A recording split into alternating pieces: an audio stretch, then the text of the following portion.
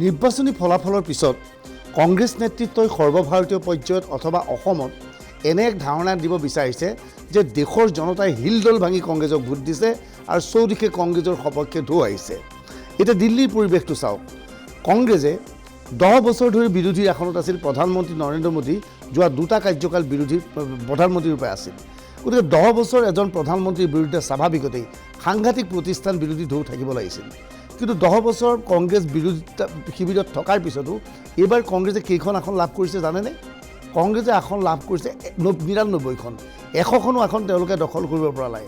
কিন্তু তেওঁলোকে এনে এটা পৰিৱেশ দেখিবলৈ চেষ্টা চলাইছে যে দেশত কংগ্ৰেছৰ সপক্ষে ঢৌ আহিছে, বিজেপিৰ বিৰুদ্ধে কংগ্ৰেছৰ সপক্ষে ঢৌ আহিছে আৰু বিজেপিক জনতাই উৎখাত কৰিব ওলাইছে। আজি ইয়াৰ প্ৰত্যুত্তৰ দিছে প্ৰধানমন্ত্ৰী নৰেন্দ্ৰ মোদীয়ে।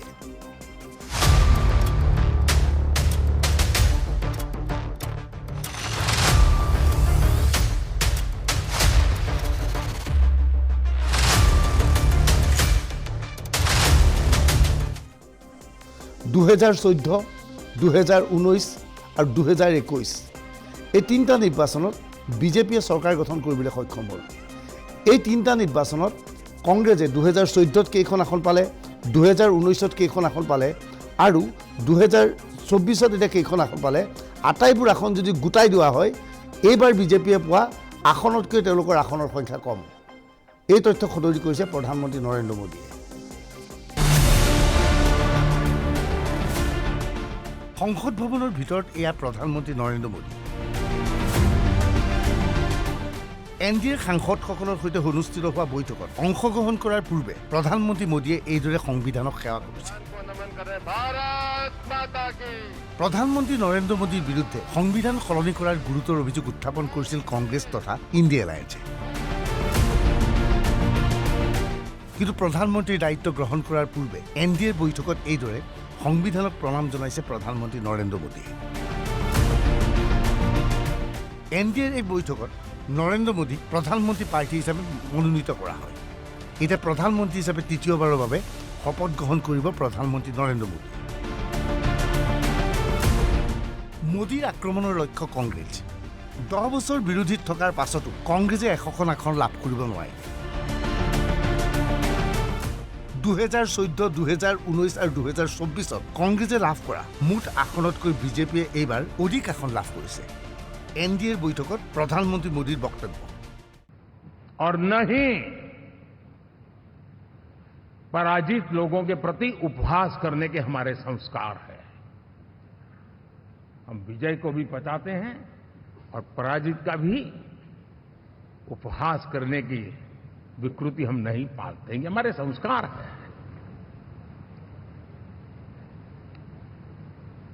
अब किसी भी बालक को पूछो कि भाई लोकसभा के चुनाव के पहले सरकार किसकी थी, तो कहेगा एनडीए।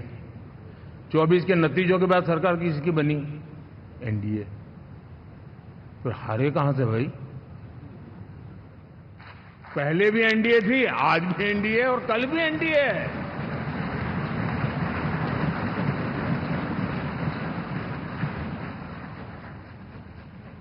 आप सोचिए 10 साल बाद भी कांग्रेस 100 के आंकड़े को नहीं छू पाई।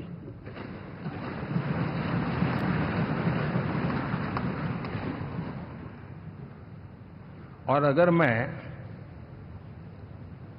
14, 19 और 24 तीन चुनावों को जोड़ करके कहूं, कांग्रेस के 3 चुनाव जोड़ूं, तो इन 3 चुनावों में जितनी सीटें मिली है उससे ज्यादा हमें इस चुनाव में मिली है। এনডিএৰ এই বৈঠকত প্ৰধানমন্ত্ৰী মোদীয়ে দেশৰ ৰাজ্যসমূহৰ এক বিতং তথ্য সদৰি কৰে। बहुत कम लोग इन बातों की चर्चा करते हैं, शायद उनको सूट नहीं करता होगा, लेकिन हिंदुस्तान के इतने महान लोकतंत्र की ताकत देखिए कि एनडीए आज देश में 22 राज्यों में लोगों ने उनको सरकार बना करके सेवा करने का मौका दिया।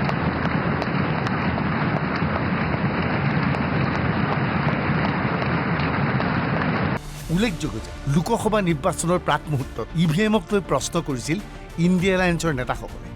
ৰাহুল গান্ধীৰ পৰা আৰম্ভ কৰি লালু প্ৰসাদ যাদৱে ইভিএমক সমালোচনা কৰিছিল। ইভিএমৰ দ্বাৰা বিজেপিক ক্ষমতালৈ আহিব বুলি বাৰে বাৰে ইণ্ডিয়া এলায়েন্সৰ নেতাসকলে অভিযোগ উত্থাপন কৰিছিল। ইভিএম কলৈ গ'ল এতিয়া? নিৰ্বাচনৰ আগতে ঘনে ঘনে ইভিএমৰ কথা কৈছিল ইণ্ডিয়া এলায়েন্সে। এতিয়া ইভিএমৰ কথা নকয় কিয়? পুৰণিকলীয়া চিন্তাৰ মাজত আছে ইণ্ডিয়া এলায়েন্স।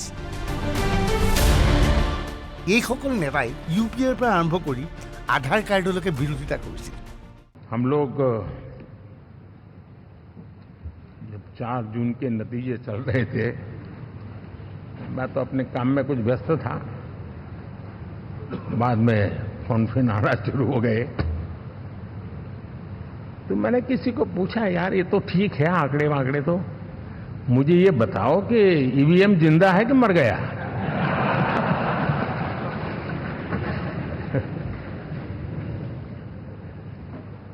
क्योंकि ये लोग तय करके बैठे थे कि भारत के लोकतंत्र और लोकतंत्र की प्रक्रिया के प्रति विश्वास ही लोगों का उठ जाए, और लगातार ईवीएम को गाली देना। और मुझे तो लगता था कि शायद इस बार वो ईवीएम की अर्थी का जुलूस निकालेंगे, लेकिन 4 जून शाम आते आते उनको ताले लग गए, ईवीएम ने उनको चुप कर दिया। ये ताकत है भारत के लोकतंत्र की, ये ताकत है भारत की निष्पक्षता की, ये भारत की ताकत है भारत के चुनावी तंत्र की, चुनाव आयोग की। और मैं मानता हूं कि ये आशा करता हूं कि 5 साल तो अब ईवीएम शायद मुझे नहीं सुनाई देगा, लेकिन जब 29 में हम जाएंगे तो फिर से शायद ईवीएम को लेकर के नाचने की शुरुआत करेंगे, क्योंकि इनके सुधरने की संभावना बहुत कम है। নিৰ্বাচনৰ পূৰ্বে ইণ্ডিয়া এলায়েন্সে ইভিএমৰ কথা কৈছিল কিয়? ইয়াৰ আঁৰৰ ৰহস্য কি? इंडी गठबंधन वाले जब ईवीएम का विरोध करते हैं तो मैं सिर्फ एक चुनाव के रूप में नहीं देख रहा। मैं मानता हूं ये लोग मन से पिछली शताब्दी के सोच वाले लोग हैं। वे टेक्नोलॉजी को हम महत्व न समझते हैं, न टेक्नोलॉजी स्वीकार करने को तैयार है। और ये सिर्फ ईवीएम में दिखाई दिया, ऐसा नहीं, यूपीआई में दिखाया। जब हमने कहा कि हिंदुस्तान के लोग डिजिटल ट्रांजैक्शन करेंगे, फिनटेक की दुनिया में आज हिंदुस्तान का नाम हो गया, मानने को तैयार नहीं। आधार आज देश की एक पहचान बना है। मैं तो देख रहा हूं कि मुझे कई देश कहते हैं कि हमें आधार की पद्धति से आगे बढ़ना है, आप कैसे मदद कर सकते हैं। उस आधार को रोकने के लिए सुप्रीम कोर्ट में बार बार जाकर के परेशानियां पैदा की। यानी मूलतः ये प्रगति के विरोधी, आधुनिकता के विरोधी, टेक्नोलॉजी के विरोधी इंडी एलायंस ভাৰতৰ গণতন্ত্ৰ ধ্বংস কৰাৰ ভয়ানক ষড়যন্ত্ৰ ইণ্ডিয়া এলায়েন্সৰ। সমগ্ৰ বিশ্বত ভাৰতৰ গণতন্ত্ৰক বদনামী কৰিবলৈ ষড়যন্ত্ৰ ৰচিছিল এইসকল নেতাই। ये भी चिंता का विषय है कि विश्व में भारत के लोकतंत्र की ताकत को कम आंकने का प्रयास, और कितना एक्सट्रीम है।